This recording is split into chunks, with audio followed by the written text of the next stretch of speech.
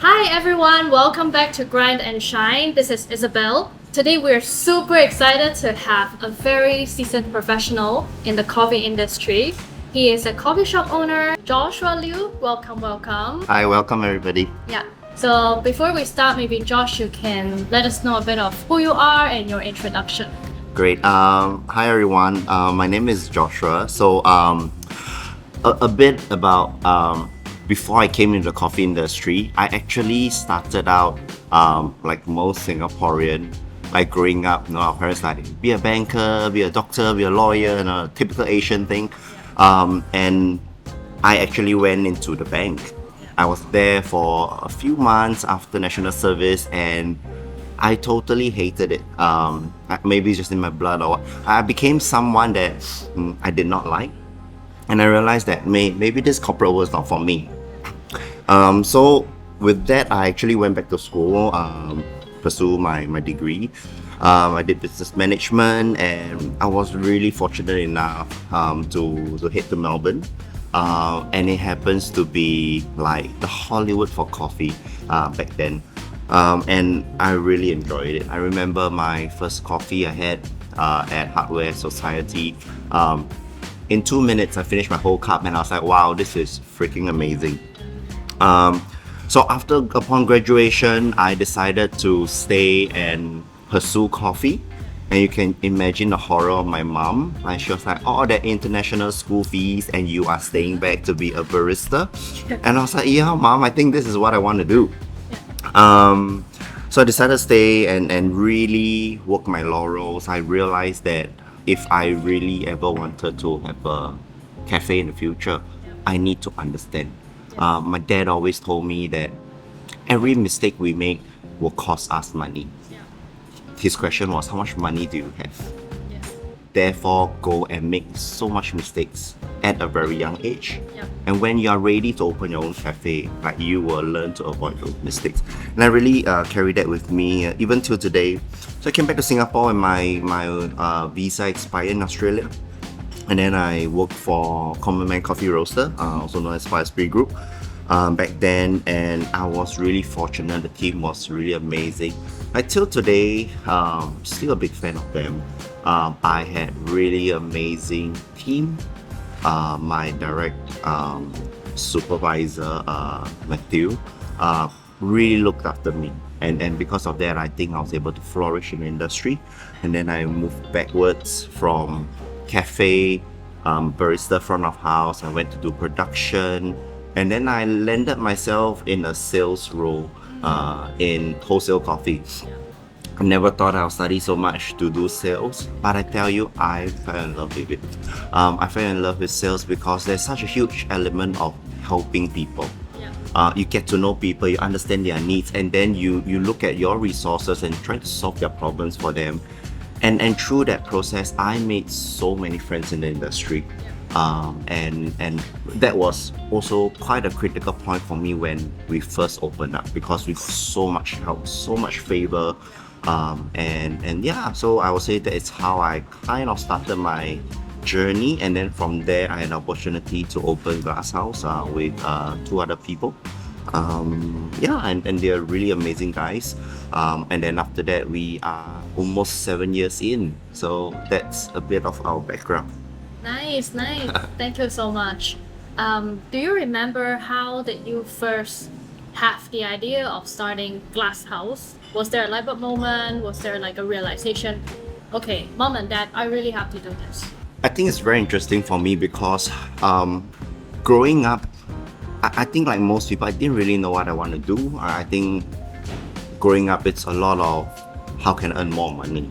It's not, I don't think I was in an environment that it was all about your dreams and passion. And I think I really fell in love with coffee. I think like most people, I was very basic. I just fell in love with latte art. I was like, man, this is so fancy. But I also fell in love with the flavor side of specialty coffee, where I remember there was once I was in Melbourne studying, and then I was invited to Mines, their Melbourne International Coffee Expo. So when I was there, walking around looking, and then someone just handed me a sample of coffee, and I was like, oh, a sample, pop it in my mouth, and I was like, wow, what an amazing blueberry tea. And the person looked at me and I was like, this is coffee, bro. Coffee make. And I was like, this is coffee, it tastes like blueberry. And then he was just sharing about the flavor profiles. And I think that really shocked me, is how can a coffee carry such crazy flavors? Yeah, so that really kind of started my journey. Wow. And can you share with us a bit more on the journey of Glasshouse itself? It started as a kiosk, a Yep. stand in Chijmes. Yeah. And now it has evolved into a physical store. How did it all happen? I think this is not short of a miracle on its own. I mean, just a bit of history. Back then, Chijmes was not particularly known for the younger crowds. I remember back then, I myself have not stepped into Chijmes until I was in my mid-20s. And I think back then, Perennial, they were trying to increase the young people footfall, and they started different campaigns and activation, and I think one of it was that they wanted to put like a cafe thingy. I think back then cafe was rather new in Singapore.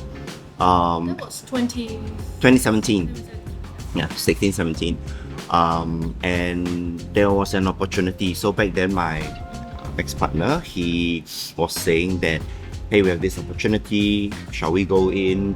And back then it was a kiosk. Imagine a cargo container, but just glass panel. So we went in, all we needed to do was just to bring in our coffee equipment, because Perennial themselves did not know if that will last very long. Yeah. So they offered the whole setup.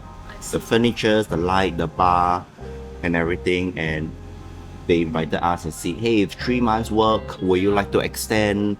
So we went in, hopes high, and after 3 months, we looked at one another and said, I think this can work. Yeah. So we decided to go ahead and sign the 1-year lease with Perennial.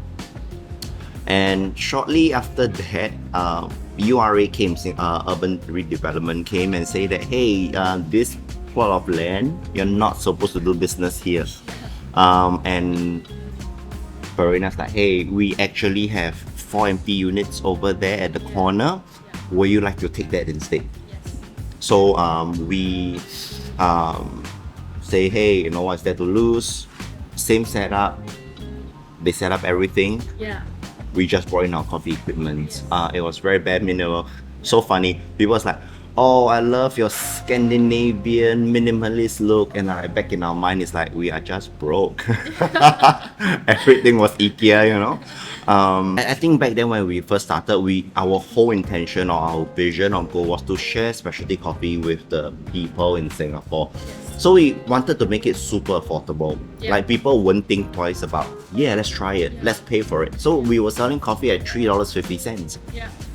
I remember there were industry leaders that came and said, hey, you're spoiling the market, you know. And I was like, I don't care. Yeah. I just want to share great coffee with everybody. But I think that didn't last super long, because at the end of the day, the numbers have to meet. And into the business itself, Yeah. when you first set up Glasshouse almost 7-8 years ago, were there any early challenges? Because what I'm hearing is a lot of like fortunate moments, a Yeah. lot of like good timings coming in. Were there any challenges when you built the business? I remember, I think the most significant one is manpower. Yeah. There was not a lot of skilled people in the industry, and people were just helping. I think we were like a unicorn, like in a way that we really picked up traction quite quickly. I remember, and we were so busy that one of my customers offered to come into the bar and wash cups for us. And his name is Chijmes, and we are still chatting. And then he'll come back to Singapore. He's from UAE, and he was like, George, you remember I still wash cup for you? I was like, yeah, eternally grateful for you. And like we had limited cups, right? And it was a period where we're out of cups. We were just call out for, I need one more cup. I need another cup. Give me a saucer. And I think it's manpower. And we hired a lot of friends from the industry. Hey, could you just do one shift for me? Can you do like 2 hours? And so that actually ran on for very long, 1-2 years. just asking for favors upon favors. Like you just don't know if next week you can go through another week with enough manpower. But that still happens today. Like as F&B, you know that manpower comes and go very quickly. And this was just something we had to deal with. But I tell you, it was also one of the best periods Yes. of the business where it's so fun. You have different friends coming in, and then just so much energy. Everybody's excited. We did so many collaborations. It was so fun. I love it. And it was that period. More and more friends in the industry started to open their own as well. So like there was great energy riding on one another. Yeah. So was it like this across the whole industry that everyone is helping out? Maybe yourself will also pop by different coffee shops. I would like to say times have slightly changed. The way people collab is different. I think back then collaboration was still quite a fresh thing. People were excited about the next brew down, next latte art competition. But let's say 200 competitions in, you're like, do you still want to attend another competition? So things are slightly different. I think so we went through COVID, right? A shutdown. So there was a period that the whole industry couldn't meet at all. Yeah. There was no competition, there was no expo, there was no reason for people to gather. Yeah. Things just look slightly different now. I think I am not as like super involved with a lot of the activities nowadays, but are there still activities going on? I still believe so. But I feel that now it's no longer cafes and cafes collaboration, it's cafes and retail. Cafes and Bakeries. Bakeries with perfume brands, with clothing shops. So it's no longer just the boundary of coffee and coffee. It has expanded also over the years. This is quite interesting at its own. Did Glasshouse get affected during COVID times? Yes, very much. I will say that we are still around today because our government, they were very proactive in helping the small medium size keep afloat. It was quite a challenging period. We almost wake up every day, do not know what is in store for us. We will wait on the news, like the government will say, okay, 4 p.m. we will announce something, and then like all of our eyes will be just glued, and then they'll say, okay, tighten measures, and I have 3 days to clear all my stocks to be closed for another 2 weeks. And I look at my staff, my team is like, I'm gonna feed them, and we were really living hand to mouth. The government really stood in to help. Hey, we did not earn money that year. That's 2 years, 1 year plus. We survived. Yeah. And I think that itself is a victory. Yes. It is a victory for us that we were still alive. COVID is a great reason for people to stop their business. Yeah. We're still around, and we were forced to be innovative. It was a struggle for us because we are in CBD. Yes. So even though food could still operate, we never had a delivery platform. Yeah. And then during COVID, at the start of it, when the government announced a shutdown, you can still do food delivery. The whole of Singapore was trying to onboard Grab and Foodpanda. I remember going to Grab and queue up for 2 days, just to get them to register. Yeah, and you queue up outside the building. And then when we got in, we were like, what do we sell? We were doing. Brunch back then. No, we only had open face sandwiches. My supplier bakery couldn't supply us anything anymore. Yeah. And we didn't know what we could do. Right? And there were no residents around us. Yeah. So we were really fortunate again. Friends, regular customers, and they'll be like, different people order different things every day. And we will go and deliver. Yes. But at the end of the day, you can only make like 8 deliveries a day, like $200. So we tied through that period, but we came out of COVID with a stronger menu. After COVID, we renovated and we started to put more focus in the kitchen. Yeah. Talking about competition, located in Chijmes is a very good location. It's in the city center. It's like next to Raffles City. It's a tourist attraction as well, Chijmes itself. But there's also a lot of competitions from other coffee shops, restaurants. How do you stand out? At the beginning, what helped us was that we were one of the few specialty places that really focus on coffee. Yes. And what really helped us to stand out was a lot of collaboration. And we were doing multi-roasters. Because our relationship with the different roasters in Singapore, at any point of time, we were carrying 2 to 3 different kinds of roasters coffee. Yes. It was attractive for the roasters to work with us because they reach a bigger demographic. We were excited because we get to let you try different kind of roasters. So that was a win-win for us. Nowadays, multi-roasters might not stand out anymore. Yeah. Because of the introduction of cold roasting spaces, the barrier of entry for roasting, it has totally changed the industry. Every Tom, Dick and Harry now that owns a cafe wants to roast their own, wants to be unique, which is very true, very fair enough. And everybody's talking about innovation. Yes.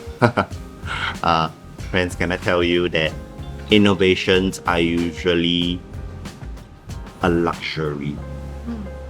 I mean, one of the lessons I learned is that we might not need to reinvent the wheel all the time. If something is already proven that it works, at the beginning when you're just starting, just stick to it. But if you are trying to reinvent something or to be super innovative, you are already missing out a huge chunk of learning. I would say if you need to copy or just mimic how people, it's just like when you're walking, right? You mimic adults walk. You don't try to swim when you're a baby. There's a lot of learning there, and just embrace yourself and do that learning. Yeah. I feel after you know the basic, then you talk about adjusting to your market needs, to your customer needs, to the people around you. Then we talk about innovation. Yeah. Huge population, like maybe 80-90%, they still like their go-to. Yes. So for example, back in Melbourne, they love the acidity in their coffee, right? So if you get an Ethiopian natural, a coffee that's really fruity, full of floral tasting notes, I put it in a milk coffee here. I love it. Yeah. I give it to a customer and it's like, your coffee is spoiled.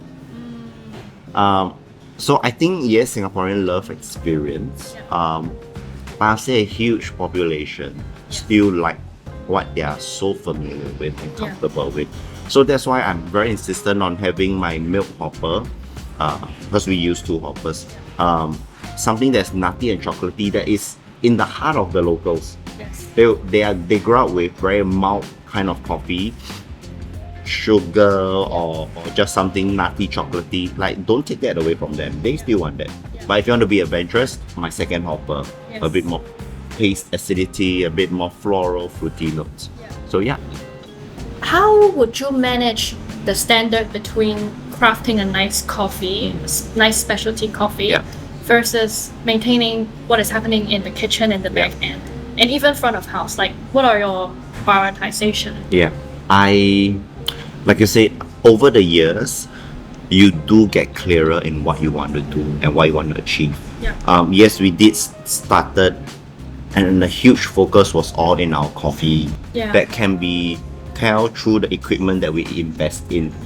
I'll be very honest, the first salamander that we used to heat our pastry was a $100 second-hand salamander that made us through 2 years. Yes. And that's how we toast our bread and everything, and that was our longest, most hardworking stuff. But today, the bar is set already, because I think as founders, we were sure what kind of coffee we wanted to do. But the food side, because we were not trained, it took us a while to get to figure out what we really want to serve. I think at the end of the day, I still feel like Australian Melbourne's breakfast scene is just so different from the rest of the world. You can go to US, you go to Europe, they don't do breakfast the same way. You see, it's so beautiful, it was 3D, it's the taste, the flavor, everything. It was just so quite mind-blowing. And I do feel that there is still a demand in Singapore for this. We are very excited because we'll be launching a brand new menu. Our new chef, he's really bold. He's very bold. So for example, something that's selling so well in my menu right now, my top sales item, is removing it as a whole. And he's saying that this is what the market wants. Yes. Very bold move for us, and we're like, hey, we're hiring you, right? Because you know what the market wants. So we are very excited. Dinner is something that we have not tried. Yes. I would just, this is a tip for you guys. There is not many brands in the world that can do breakfast, lunch, tea, and dinner. Most restaurants will do lunch and dinner. Yes. They don't have the breakfast segment. But the cafe is in a unique position where you can do breakfast, lunch, and if you want to do dinner, you can do dinner. But I have not seen many, even successful brands, cafe brands that do dinner well. And what are the fulfilling moments you had, maybe in the last 1 or 2 years, or people you are like thankful that they're here for you? I will say, personally, some of my best moments are when my ex-partner, he won the local Singapore Brewers Cup, and then he went to Worlds. And then when in the Worlds there was like 70 or 100 over competitors, that means they are top in their country, represented. We got top 6. It was a moment for Singapore because the last champion, I think nobody got beyond 17th rank. It was his first time and he got 6. I think that was one of the proudest moments. It's not that I get to contribute anything. I was just so proud of his tenacity. So that's one. So recently we renovated and reopened, and like a group of my ex-staff, some I did not think we parted very well, but they came back in a group.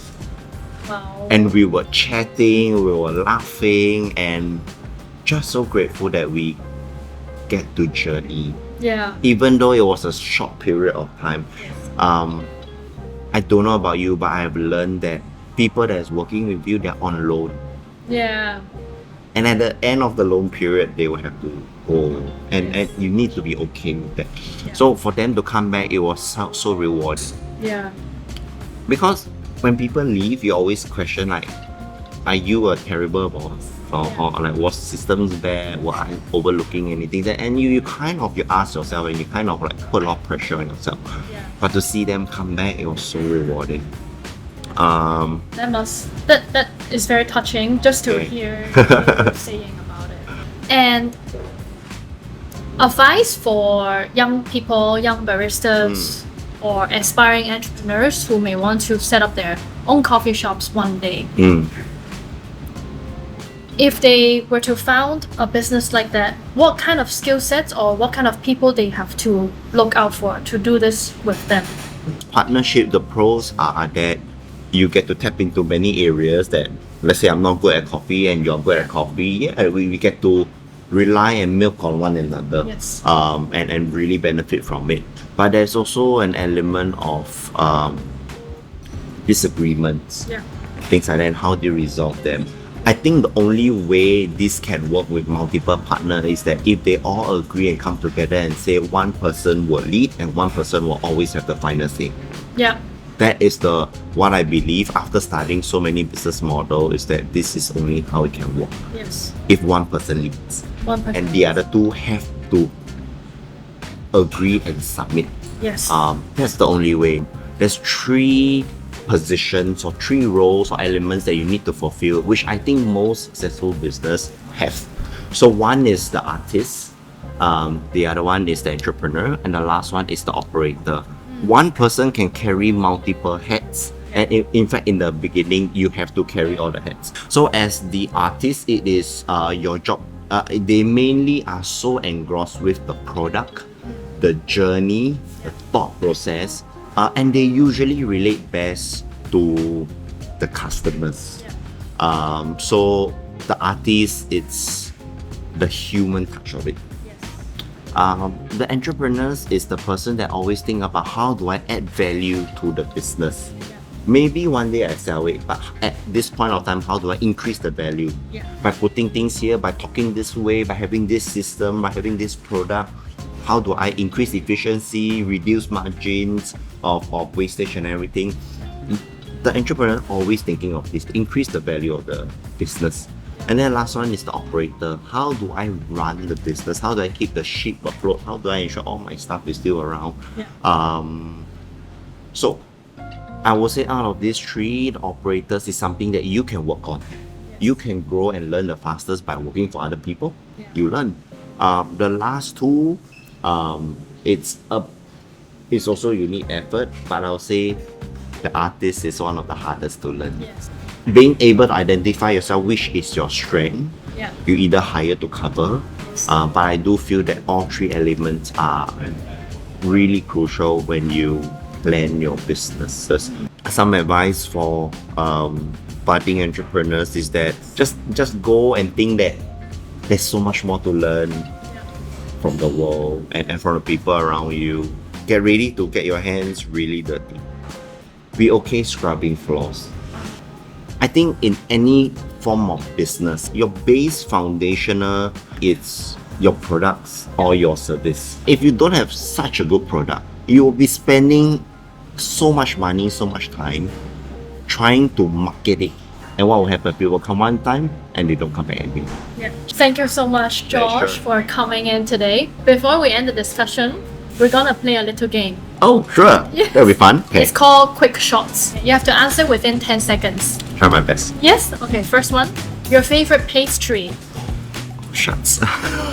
Canele. Canele. Okay. Have you had a coffee spill catastrophe? Yes. Yes. I spilled on the customer. Really? Yes. Favorite coffee place in Singapore other than Glasshouse? I enjoy apartment, enjoy nylon. 3 words to describe Glasshouse. Ooh. Like comfort, hospitality, fun. Last one. Favorite coffee country or destination?